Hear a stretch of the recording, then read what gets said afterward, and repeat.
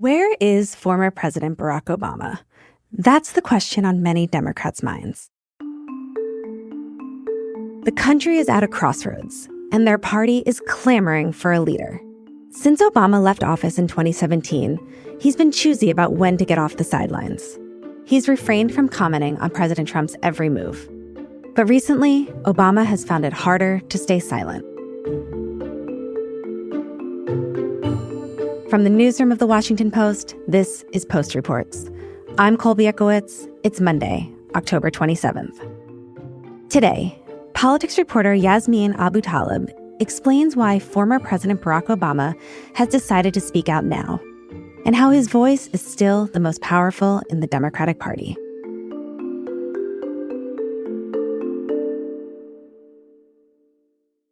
Yasmin, thanks so much for joining me. Thanks for having me. So Yasmin, how has President Obama engaged with politics since leaving office? What's his strategy? It's been pretty similar to how he thought about it in Trump's first term, where his advisors say his ultimate goal is to build a Democratic Party that can survive without him. So his primary focus has always been to elevate new leaders, to counsel people behind the scenes who are seeking office, maybe considering a presidential run, but even people running for local races, the House, Senate, whatever it may be.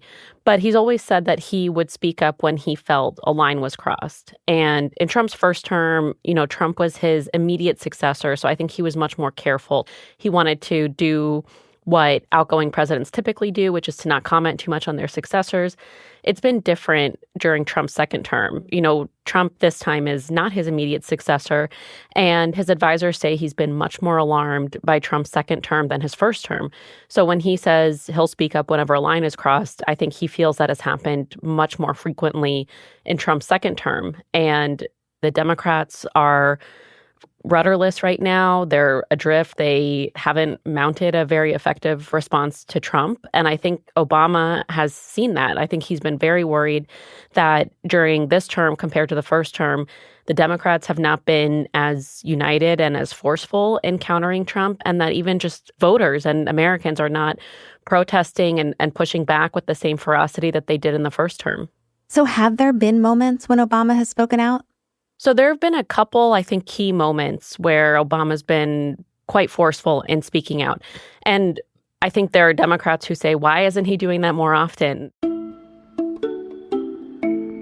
He's the only Democrat right now who, when he speaks, it sort of carries the response for the entire party for the day. Whereas there are lots of emerging leaders in the Democratic Party, but when they do speak up, it doesn't carry the same authority and magnitude as when Obama does. He spoke a few days after Charlie Kirk was assassinated. He had a previous event scheduled, but then obviously everyone was waiting to see what he was going to say about political violence. The premise of our democratic system is that we have to be able to disagree and have sometimes really contentious debates without resort to violence. He spoke up when HHS put out its guidance saying that pregnant women should no longer take Tylenol. He did. He did. Yeah, Okay. Those were some of his most forceful comments about how dangerous this was, how worrying this was, how this was basically a war of misinformation at this point. And then he's been quite outspoken about the redistricting battle that's now happening in red and blue states.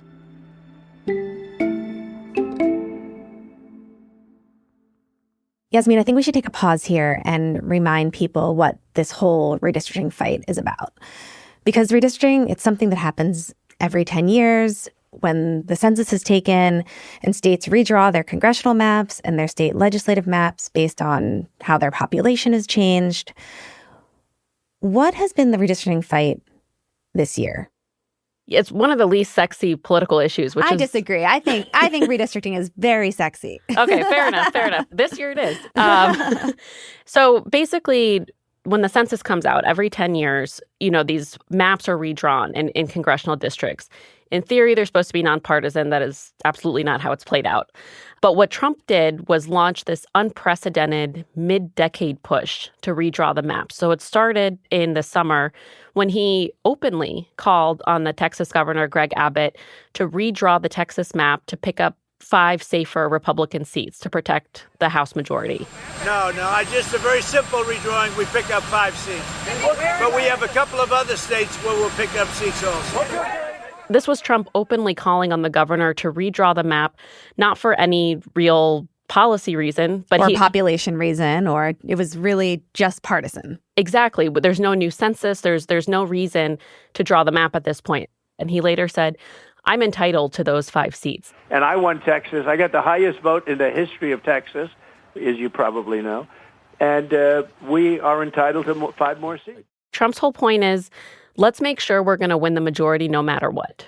And so it started in Texas, like you said. They did pass the new map, but we've seen efforts launch in North Carolina, Indiana, Ohio, Missouri. We don't know how all these are going to shake out yet, but there are potentially several more seats at stake. So this really alarmed Obama. Obama's actually been focused on redistricting since he left office. He's been focused on nonpartisan redistricting. So in 2017, when he leaves office, his former Attorney General, Eric Holder, founds this group called the National Democratic Redistricting Committee, or NDRC. And Obama backs this group. And so Obama does a lot of work that we don't pay a ton of attention to because it's not as interesting when it's not so partisan. Since he's left office, trying to draw what they say are fairer maps, nonpartisan maps, so that either party has a fair shot at winning control of the House based on whose policies are more popular. So when this fight pops up in Texas and they're deciding what to do, they said, if we don't fight back against this, that we're not going to have a democracy to protect at the end of this. Right. Okay, so Obama's been really interested in redistricting for a long time, but how does he get involved in this redistricting fight that started over the summer? So the first thing that happens is he connects with Eric Holder. The two of them have this phone call just a few days after all of this Texas stuff starts. And they say, they've both been sort of conflicted over the last several days over what should Democrats do. And that they basically come to the conclusion that Democrats can't just have a rhetorical response to this. That's going to get them nowhere. They keep coming back to this plan from the California governor, Gavin Newsom. He had floated that if Texas redrew its map, California could redraw its map to pick up 5 Democratic seats, or 5 more safely Democratic seats. This is making Democrats really squeamish, because they're like, we're supposed to be the party of good governance. Right. If we go on this path, we're never going to get off of it. But Obama and Holder decide, you know what, we're gonna endorse this plan. And so Holder comes out first and endorses it, and they decide that Obama's going to wait a couple weeks before he supports it. And I think there's a couple important things to note. The reason that they support Newsom's plan is they find it pretty measured given just the stakes of what's happening. Newsom's plan would not be the California legislature permanently redrawing the map. Newsom says this is going to be a temporary measure, and we're going to put it before voters. So this is going to come up on a special ballot next week on November 4th, and we're going to let the voters decide if they want to do this. And I note all that because this is key to getting Obama and Holder on board. I don't know that they would have supported the California legislature uniformly changing the map. But this, they think, is a responsible response to what's happening in Texas. That's so interesting. I don't think I realized that, Yasmin. And people might have heard, seen references to Prop 50. That's what this ballot initiative is in California. So basically, when California voters are going to decide, do we want to redraw our maps for the next 2 elections until there's another census, in order to counter what Republicans are doing in Texas and also around the country. That's exactly it. Like you said, Yasmin, this has put Democrats in a tough spot because Obama, Holder, other Democrats have long been on the side of getting rid of partisan gerrymandering, making the map drawing more fair, handing it over to nonpartisan map drawers. So what does Obama's support look like? What does he start doing behind the scenes to kind of get people on board? It was so interesting when I learned just how involved he was. So Holder puts out a statement on July 30th supporting it. Then, over the next couple weeks, Obama talks to key architects of the issue. He talks to the former House Speaker Nancy Pelosi, who is from California and played an enormous role in helping Newsom get this across the finish line and getting support among Democratic California lawmakers, messaging this publicly, raising money for it. And he also has a more than 1 hour phone call with Newsom where they talk about how do they line up support? How do they message this publicly? And Newsom and Pelosi think Obama will have unmatched impact in the public messaging and getting Democrats and also the broader public on board with what they want to do. And so Obama tells them, listen, I plan to support this. I'm going to throw my weight behind it, but I'm waiting for the right moment. They're doing this on a kind of crazy timeline. I think this all happened in less than a month. Yeah. Between proposing this plan and then getting it through the legislature so it can be put on the ballot in time for November 4th. And then Obama, on August 19th, does publicly endorse Newsom's plan at a fundraiser for the Holder group. Yeah. And there he says, I would rather not have gerrymandering. I would rather have fair maps. But given what's happening, I think Governor Newsom's plan is a responsible path forward. And it's so striking because pretty much overnight, you see the entire Democratic Party line up behind this. And less than a week later, the California legislature passes this. So what has happened since then? What's happened since Obama got involved? Since then, the major thing that Obama has done is he filmed an ad for Prop 50, which Newsom's aides say is the most helpful thing he could have potentially done. So he films this ad, he sends it to Newsom's team a couple weeks ago. They edit it, add the music, and now this ad is airing all over California. California, the whole nation is counting on you. Democracy is on the ballot November 4th. Republicans want to steal enough seats in Congress to rig the next election and wield unchecked power for 2 more years. With Prop 50, you can stop Republicans in their tracks. Even though other Democrats have filmed ads and stepped into this fight, I heard from someone who's been working closely on this that Obama's ad accounts for pretty much all of the traffic. You know, Yasmin, what I find so fascinating about this story is that, you know, Obama and Holder, they started this organization expressly with the intent to stop gerrymandering. But now we have Obama advocating for gerrymandering. I mean, did you get a sense from people in his inner circle that he was conflicted at all about this? What surprised me in the reporting is I think there is a sense among a lot of Democrats that Obama had to be cajoled off the sidelines. They had to get him to buy in. Someone had to convince him. And that actually wasn't the case. He did not need to be sort of convinced or someone needed to lay out the arguments. Him and Holder both saw democracy at stake and decided they just can't let this go unanswered. That is way riskier to them than doing this countermeasure. After the break, why it's so unusual to see Obama actively working against the current president. We'll be right back.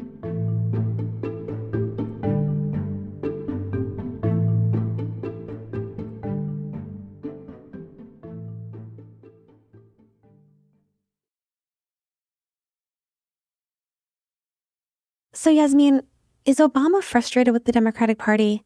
Did he get involved here because he thinks they're not doing enough? I think he's pretty concerned that they're not pushing back with the same forcefulness that they did in Trump's first term. We're almost a year into Trump's second term. Until this government shutdown, Democrats really have not been united in their messaging. They've been a little bit all over the map. And do they push back against some of the immigration measures? Do they push back against tariffs? And they might all oppose tariffs, but they haven't found a really cogent message that explains to voters why this is a bad thing. And what I've heard from a lot of Democrats is Trump's popularity is not very high right now. And there's still a lot of Democrats who are a little bit meek and a little bit afraid to take him on. I think the last election really shattered Democrats' confidence, that it made them much more hesitant this time around. The last president in the... Oh, I'm sorry. Yes, yeah. The last presidential election in 2024, because they lost the White House and Congress. They lost every swing state.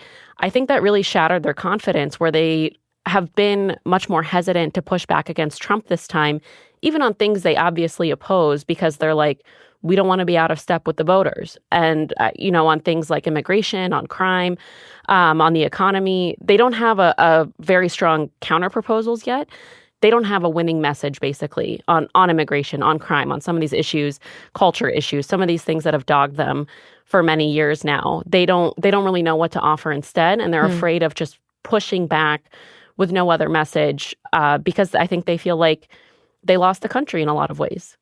Is it unusual that Obama got this involved behind the scenes to get other Democrats supporting this redistricting plan? The way Obama has inserted himself in the redistricting issue has no modern precedent in terms of former presidents. Former presidents can play a role when their parties are struggling like the Democrats are right now, where they give speeches, they are sort of a de facto leader until a new one emerges, whether from a primary or something else. But for a former president to wade so specifically into a policy fight, to be strategizing about something that's so rawly partisan, behind the scenes, really has, I talked to presidential historians, they said there's no modern precedent for this.